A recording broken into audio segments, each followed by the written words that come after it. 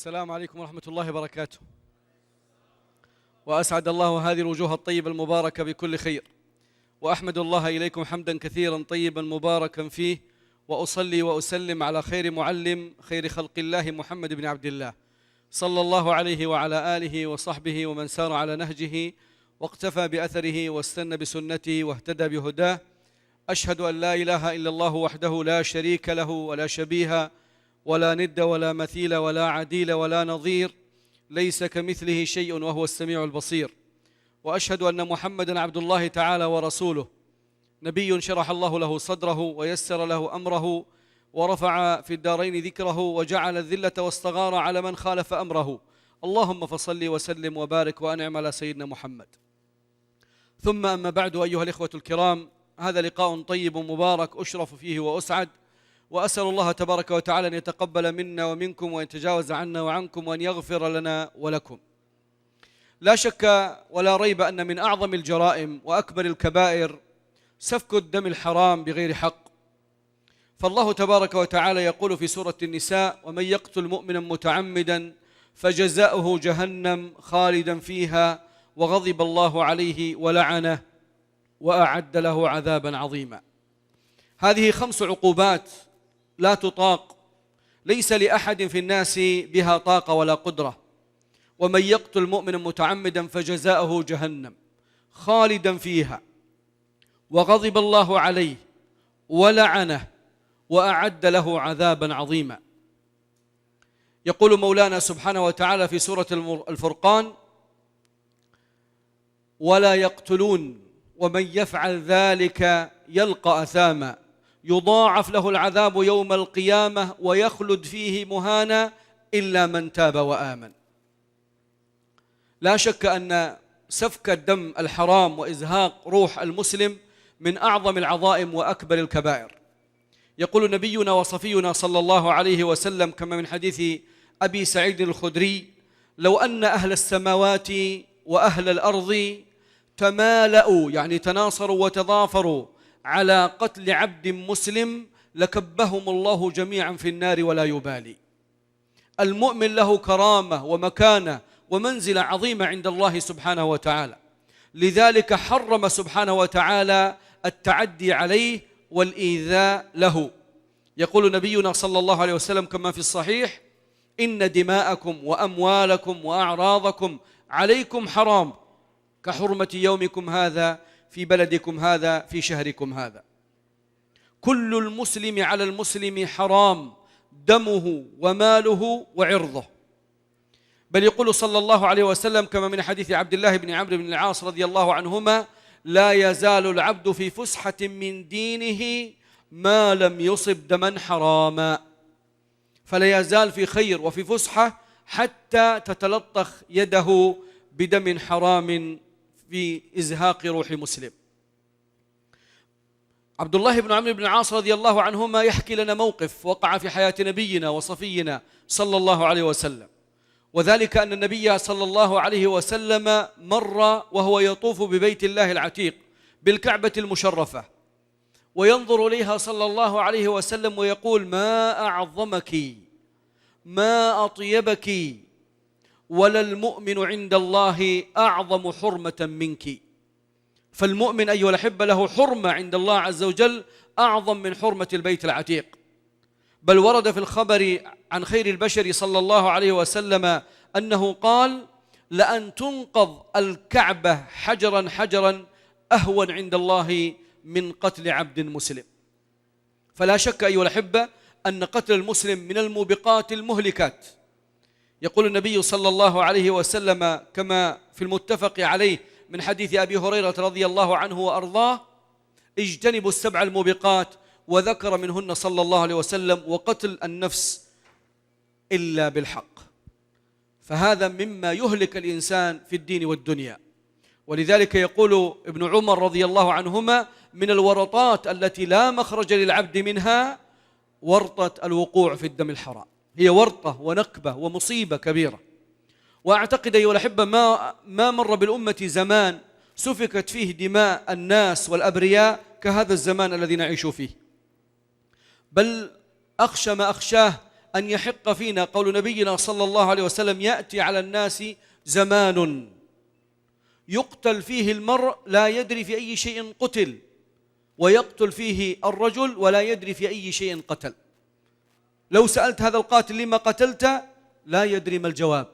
والمقتول: لما قتلت؟ لا يدري ما الجواب. فهذا من الفتن والمحن التي تمر بزماننا وللأسف الشديد. الإنسان أيها الأحبة إذا قتل ترتب على قتله 4 حقوق. الحق الأول هو حق لله سبحانه وتعالى، لأن الله عز وجل هو الذي خلقه وسواه وأحياه وحرم قتله أو التعدي عليه، والمؤمن له مكانة وكرامة عند الرب سبحانه وتعالى، فلا يجوز التعدي عليه، لأن في ذلك معصية أولا لله سبحانه وتعالى. طيب هذا الحق لله سبحانه وتعالى هل يسقط؟ نعم، إذا تاب القاتل إلى الله سبحانه وتعالى، إلا من تاب وآمن وعمل عملا صالحا فأولئك يبدل الله سيئاتهم حسنات وكان الله غفورا رحيما.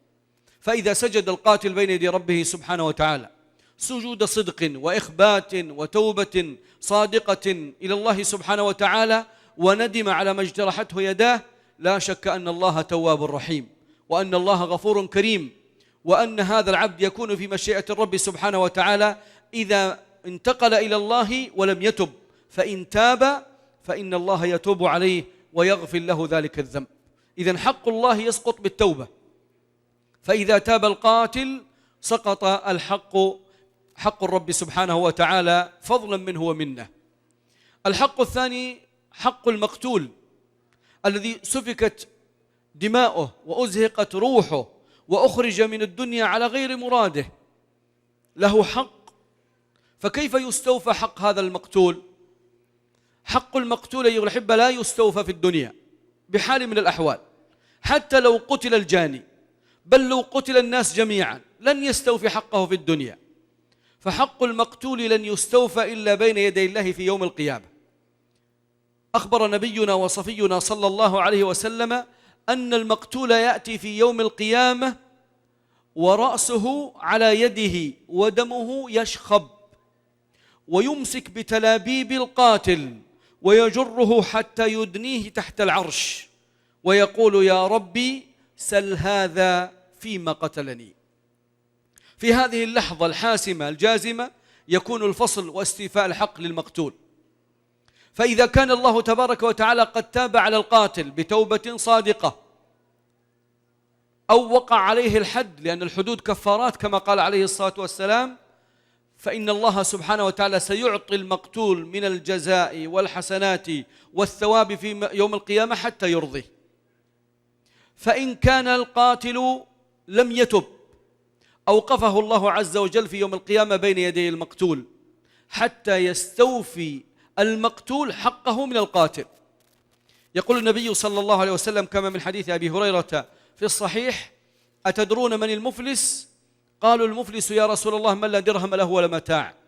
قال: المفلس من يأتي في يوم القيامة بحسنات وصلاة وغير ذلك من الحسنات، ويأتي وقد شتم هذا وسفك دم هذا وضرب هذا وأكل من مال هذا، فيأتي هذا فيأخذ من حسناته وهذا من حسناته حتى تفنى فلا يبقى له حسنة، فيؤخذ من سيئاتهم فتطرى عليه فيطرح في النار. في هذه اللحظة يستوفى للمقتول من القاتل بأخذ الحسنات منه على قدر ما وقع عليه من مظلمة. فإن كان القاتل قد تاب فإن الله بفضله وإحسانه يعطي المقتول من الحسنات والجزاء والثواب في يوم القيامة حتى يرضيه.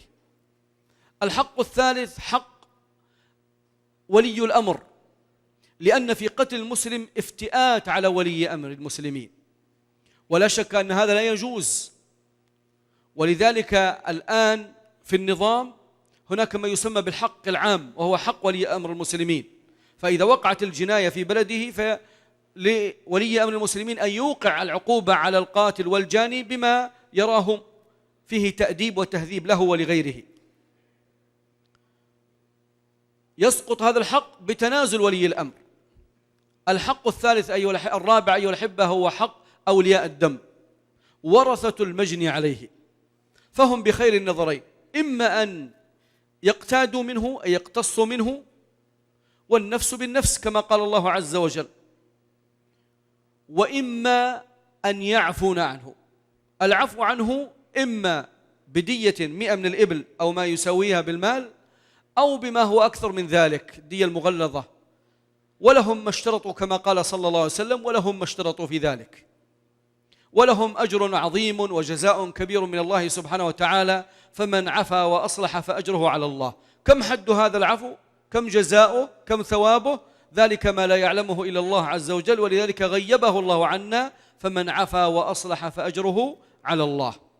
والعافي عن القاتل والجاني في مثل هذا يغنم أيها الأحبة من الأجور والثواب ما لا حد له ولا عد. ومن أحياها فكأنما أحيا الناس جميعا، فهي صفة الله عز وجل يحبها، فإن الله عفو يحب العفو، لذلك أمر به عليه الصلاة والسلام. عندما جاء رجل بقاتل والده، وفي رواية بقاتل أخيه، وأوقفه بين يدي النبي صلى الله عليه وسلم، قال: يا رسول الله إن هذا قتل أبي. فسأله عليه الصلاة والسلام: أقتلته؟ قال: نعم، كنت وإياه في جب، يعني في بئر، فقال لي كلمة أغضبتني فضربته بالمنقار على رأسه فمات. فماذا قال عليه الصلاة والسلام؟ قال لأولياء المجني عليه: اعفوا عنه، أي أمر عليه الصلاة والسلام بالعفو، وحثهم عليه من غير ما إلزام، لأن هذا حق لهم ولا يفتأت عليهم فيه، لأن الله سبحانه وتعالى يقول: فقد جعلنا لوليه سلطانا فلا يسرف في القتل إنه كان منصورا. هو منصور من الله عز وجل بأن هذا حق له لا يسلب منه. أيها الأحبة، كلكم في شوق إلى سماع بعض القصص التي وقعت في ساحات القصص، وأنا أعلم هذا، ولا شك أيها الأحبة أن هذه الساعة الحاسمة من أشد اللحظات في حياة الناس، بل لكم أن تستعجبوا أيها الأحبة أن هذه اللحظات، لحظات تنفيذ القصاص والقود، من أفضل اللحظات لدى السراق، لدى الحرامية. لماذا؟ لأن الناس في هذه اللحظة يشدهون، يغفلون، الأحاسيس والعواطف والمشاعر كلها تكون منصبة على ما يقع بين أيديهم، هل يعفى أو لا يعفى. لذلك اللصوص يستغلون هذه اللحظات، وهي لحظات عصيبة، وما من ساعة تمر في حياة الناس أشبه بيوم القيامة من لحظات استيفاء الحق بالقصاص والقود في الحياة الدنيا. لحظة عصيبة أيها الأحبة، رهيبة مهيبة، يشعر بها من وقف فيها، وقد وقفت فيها كرات ومرات، ولله الحمد والمنة للسعي في العفو بين الناس. أي واحد فينا أيها الأحبة لو دخل إلى طبيب أو إلى ممرض يريد أن يضربه إبرة، يدخل إليه وهو متشنج، أعصابه متوترة، وهي إبرة صغيرة ودقيقة، فما بالكم أيها الأحبة بلحظة عصيبة تزهق فيها الروح وتسكب فيها الدماء. فهي لحظة أيها الأحبة، هي أنا أقول نعمة من الله علينا. لماذا؟ لأن الله سبحانه وتعالى يقول: ولكم في القصاص حياة يا أولي الألباب. العرب كانوا يقولون: القتل أنفى للقتل، فجاء النص القرآني الموجز قال سبحانه وتعالى: ولكم في القصاص حياة.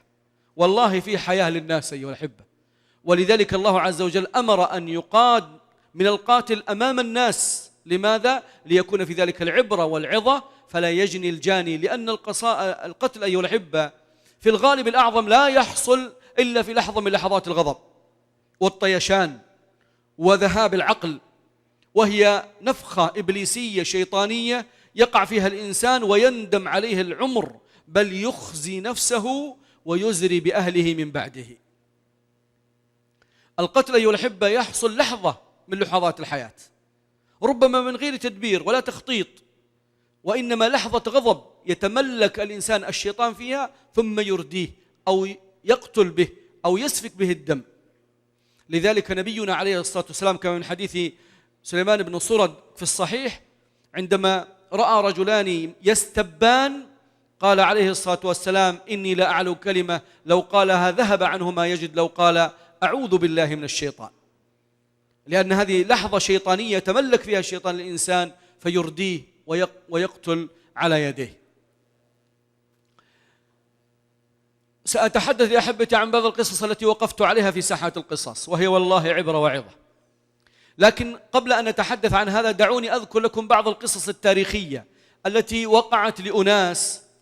هؤلاء الناس أيها الأحبة فرش لهم النطع، يعني الجلد الذي يجلسون عليه، وجردت لهم السيوف، وجاء لهم الجلادين، يعني الذين يقصون الرقاب، وقفوا على رؤوسهم في تلك اللحظة الحاسمة الجاسمة الخطيرة المهيبة المثيرة من حياته، لأناس حكم عليهم بالقصاص فنجاهم مولاهم سبحانه وتعالى.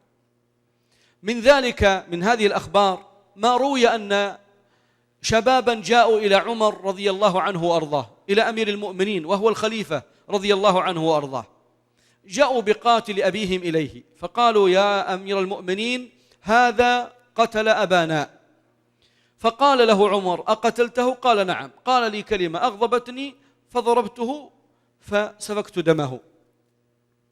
فقال عمر لأولئك الشباب: أتعفون عنه؟ قالوا: لا والله لا نعفو عنه. قال عمر: إذن هو القود، القصاص، وأمر به. فجاء الرجل إلى عمر وقال: يا أمير المؤمنين، رضيت بحكم الله وهي جنايتي، جنيت بها على نفسي وعلى أخي، لكن يا أمير المؤمنين جئتكم من عند أهلي ووالله لا يعلمون بحالي، وقد تركت خلفي صبية صغارا ضعفة أحوج ما يكونون إلي، فأمهلني يا أمير المؤمنين 3 أذهب إليهم أقضي حاجتهم، أكون في مصلحتهم وأعود إليكم. فقال عمر: ومن يضمنك؟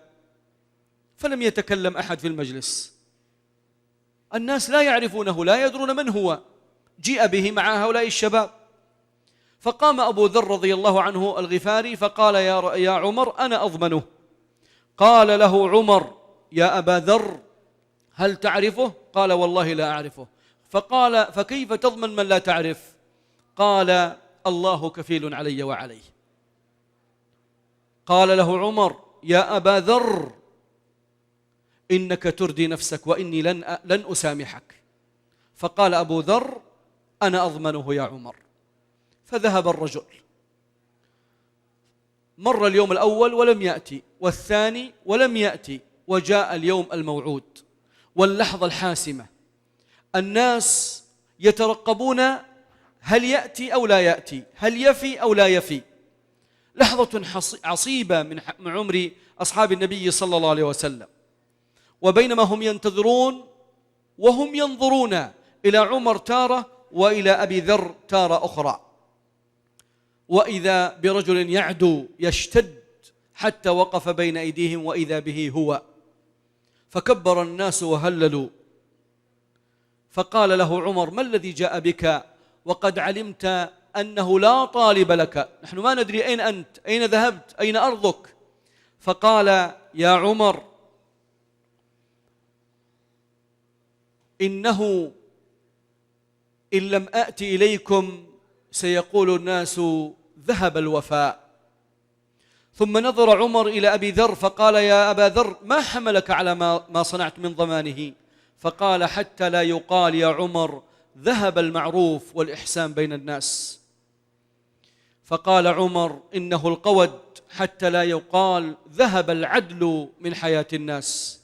فإذا بأولئك الشباب يبكون ويخضعون ويقولون: عفونا عنه، حتى لا يقال ذهب العفو من حياة الناس. بمثل هذه القيم والمبادئ كانت حياة الناس أيها الأحبة، ونحن أحوج ما نكون إلى هذه القيم والمبادئ والمثل في حياتنا حتى نحيا الحياة الطيبة بفضل الله عز وجل.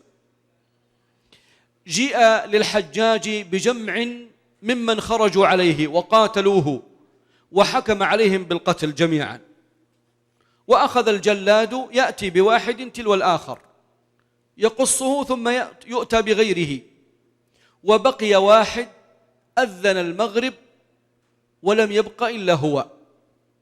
فقال الحجاج لعنبسة من وزرائه وعماله: خذه يا عنبسة، اجعله في ضمانك واغد به علي من قابل، يعني ائتني به من الصباح. يقول عنبسة: فأخذت الرجل معي وقد كان أقرب ما يكون إلى الموت، وذهبت به إلى رحلي وبيتي. فقال لي الرجل: يا عنبسة، هل لك في خير؟ قلت: وما الخير؟ قال: أن تدعني أذهب إلى أهلي أكون في حاجتهم، ثم إن للناس عندي ودائع أريد أن أردها إليهم، أن أبرئ ذمتي من أموال الناس وودائع الناس التي عندي. قال: فضحكت منه، أنا لا أعرفه ولا أدري أي أرض سيذهب إليها.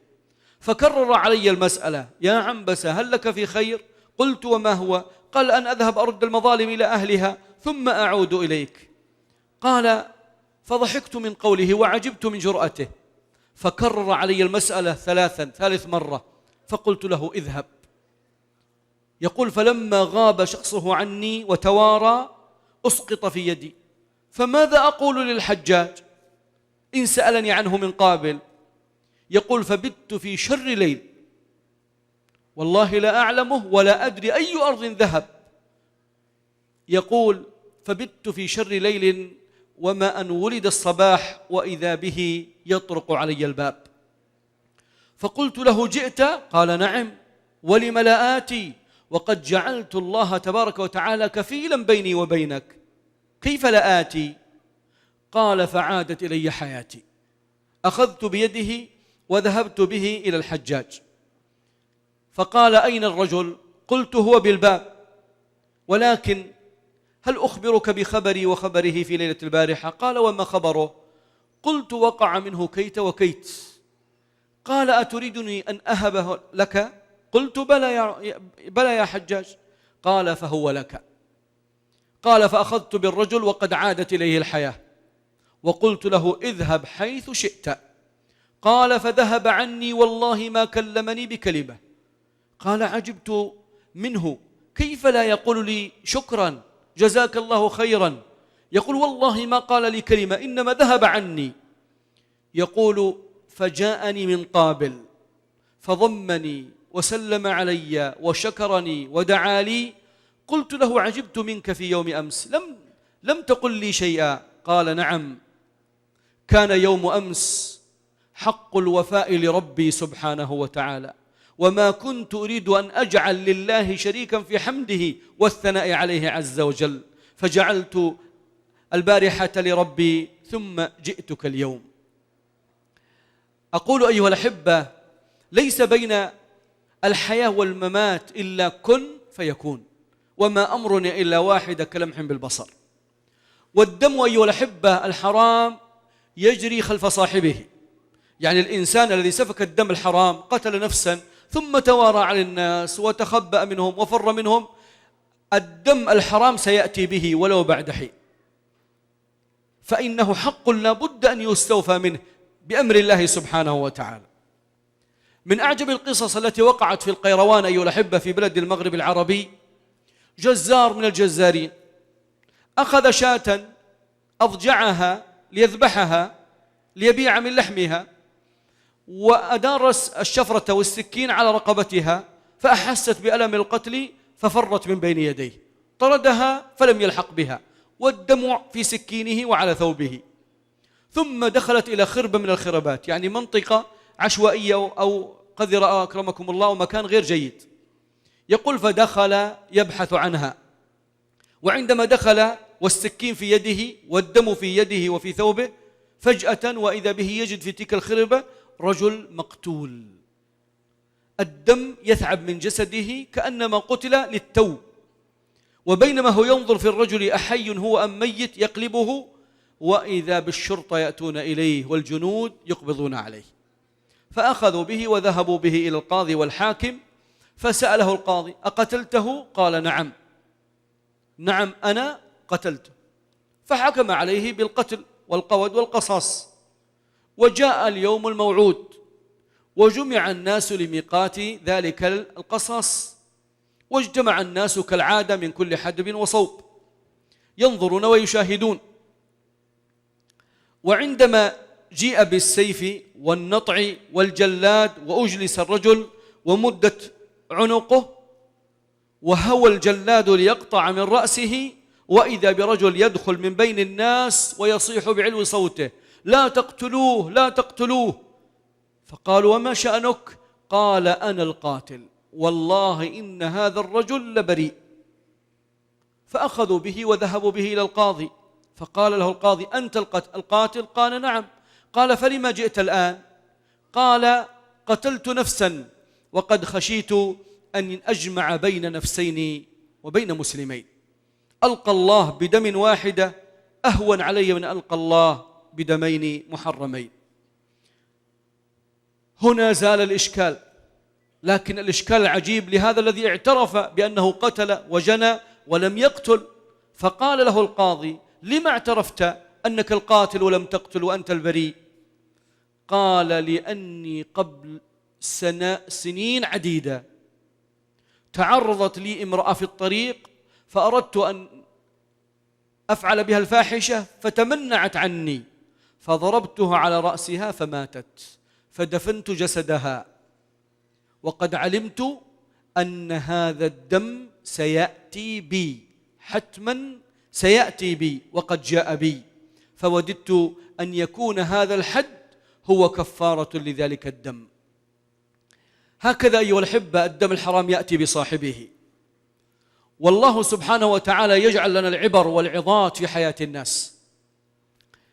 من المواقف العجيبة التي وقعت في حياة العلماء الأتقياء البررة الأخيار، من أناس وقعوا على النطع والسيف والجلاد ثم الله نجاهم، ما وقع للشحام والرقام وسفيان الثوري، وهؤلاء من العباد والعلماء الصالحين. وشي بهم عند الوالي أنهم زنادقة، وحكم عليهم بالقصاص، فجيء بهم في ساحة القصاص ليقاد منهم ليقتلوا ردة، وهم من عباد الله الصالحين والأتقياء ومن أولي العقائد الصحيحة والسليمة. لكن هكذا يفعل الشيطان وأعوان الشيطان بالصالحين على مر الزمان. فجيء بالثلاثة ووضعوا في مكان تنفيذ القصاص، وجاء السيف وجاء الجلاد وفرش النطع، فإذا بسفيان الثوري رحمه الله تعالى يبرز من بين الثلاثة ويجلس على النطع. فجاء إليه الجلاد السياف قال له: لما بادرت؟ لما أنت الذي قمت أول مرة؟ ما الذي أعجلك؟ فسكت. قال: أو تدري لماذا أضجعت هنا؟ قال: نعم، للقتل. قال: فما الذي أعجلك؟ قال: أعجلني أني أوثر أصحابي بحياة ساعة، أنا أوثر هؤلاء هذين الصالحين، أوثرهما بحياة لحظات من عمر الدنيا، فيها تسبيح، فيها استغفار، فيها ذكر، فيها دعاء، وقد آثرت هذين الصالحين بساعة من عمر الزمن. فأمسك السياف بسيفه ثم ذهب إلى الوالي وحدثه بما وقع منه، ثم رفع أمر هؤلاء الثلاثة إلى علماء آخرين فقالوا له: إن كان هؤلاء الثلاثة زنادقة فما في الدنيا مؤمن. فنجاهم مولاهم سبحانه وتعالى بمثل هذا الموقف اللطيف الذي مر في حياة الإمام سفيان الثوري رحمه الله ورحم علماء الأمة سلفا وخلفا. من المواقف العجيبة أيها الأحبة التي مرت في عمر الزمن في مثل هذا ما وقع مع العالم حميد الطوسي رحمه الله تعالى مع الخليفة الرشيد. الرشيد غضب عليه وحكم عليه بالقتل، فجيء به ووضع على النطع وجرد له السيف وهوى الجلاد ليقطع من رأسه، فإذا به يبكي. فقال له الخليفة، وقد كان يظنه من الأشداء الذين لا يضعفون ولا ينهزمون ولا ينكسرون، قال: ما الذي يبكيك؟ قال: والله ما بكيت لأني أموت، وإنما بكيت لأني أخرج من الدنيا ومولاي غاضب علي في قلبه من الغضب علي ما لا أرجوه ولا أرضاه. قال: فرق له وقال للجلاد: تنحى عنه، ثم قام إليه وضمه إليه وعفى عنه. بمثل هذه الكلمات الجميلة أنقذه الله سبحانه وبحمده. معن بن زائدة عندما جيء له ب300 ممن خرجوا عليه وحكم عليهم بالقتل. وعندما برزوا بين يديه قام شاب صغير من هؤلاء الذين سيقتلون، قال له: يا معن. قال: لبيك، ما تريد؟ قال: أو تقتل أسراك عطاشا؟ قال: ما الذي تبغي؟ قال: نريد أن تسقينا ماء. قال: اسقوهم ماء. فسقوهم ماء، ثم قال له: يا معن، أتقتل أضيافك؟ نحن الآن أضيافك، أكرمتنا بالماء، نحن ضيوف عندك. قال: نعم أكرمكم، أنتم ضيوفي وقد عفوت عنكم جميعا. هكذا تأتي البلاغة والفصاحة والثبات من الله عز وجل، ليقضي الله أمرا كان مفعولا يريد سبحانه وتعالى أن ينجيهم من القتل.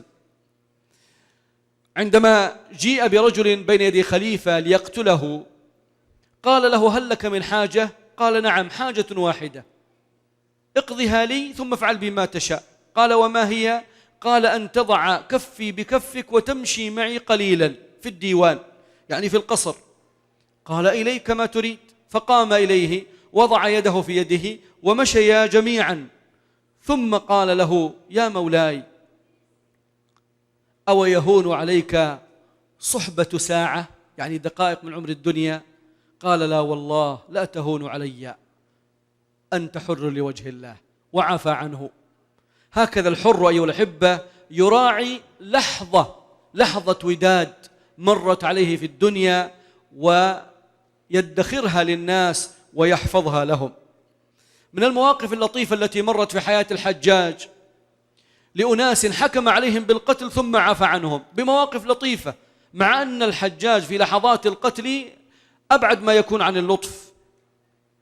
من ذلك أنه في يوم من الأيام خرج عن معسكره وعن عسكره، فوجد رجلا يسقي أرضا له، فسلم عليه، وكان الرجل لا يعرفه، فرد عليه السلام، ثم قال له: من واليكم؟ قال: والينا الحجاج لا أبقاه الله. قال: وتدعو عليه؟ قال: نعم. قال: أخذه الله وفعل الله به وفعل. قال له الحجاج: يا رجل، انظر ماذا تصنع، ماذا تقول، أو تعرفني؟ قال: لا والله لا أعرفك. من أنت؟ قال: أنا الحجاج. قال: أو تعرفني أنت؟ قال: لا. من أنت؟